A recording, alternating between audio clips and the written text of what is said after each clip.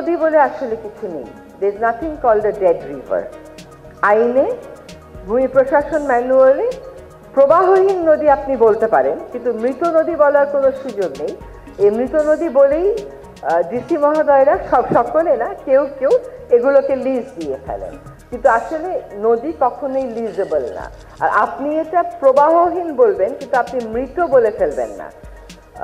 সেটা আপনাদেরকে মাথায় রাখতে হবে। প্রবাহহীন যখন একটা নদী হয়, ওটার প্রবাহ ফিরিয়ে আনার অনেক রাস্তাঘাট থাকে। আমরা প্রথমে চেষ্টা করব প্রবাহটাকে ফিরিয়ে আনতে। আপনি মৃত ঘোষণা করে দেওয়ার সাথে সাথে ওই নদীর জমি নিয়ে একটা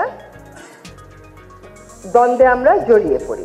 আমার মনে হয় যে আজকে ডিসি মহোদয়রা যেহেতু সকলেই আছেন, আপনারা যদি এটি একটি অনুশাসন হিসাবে নেন, একটি নির্দেশনা হিসাবে নেন, যে আপনার জেলায় থাকা সকল খালগুলো রেকর্ড ধরে আপনারা একটা তালিকা করে ফেলবেন।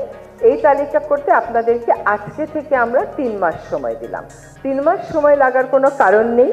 তারপরেও যদি আপনাদের লাগে, আপনারা একদম যাচাই বাছাই করে আপনাদের জেলায় থাকা সকল খালের তালিকা আমাদেরকে 3 মাসের মধ্যে পাঠিয়ে দেবেন। তাহলে নদী, বিল, হাওর এবং খালের পূর্ণ তালিকা আমরা প্রকাশ করে দেওয়ার চেষ্টা করব। নদী দূষণ মুক্ত করা আসলে এত সহজ নয়।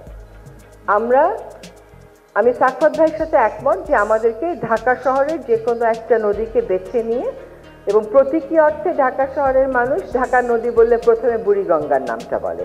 তো আমরা বুড়িগঙ্গা, তুরাগ এবং শীতলক্ষ্যা এই 3টি নদীকেই দখল এবং দূষণ মুক্ত করার একটা বিস্তারিত কর্মপরিকল্পনা করে কাজটা শুরু করে দেওয়ার চেষ্টা করব। এইটা আমরা যে শুরু করে দিয়ে শেষ করে দিয়ে যেতে পারবো, এটা তো কোনোভাবেই সম্ভব না। তবে শুরু করা যায় কিনা সেটা অবশ্যই দেখব।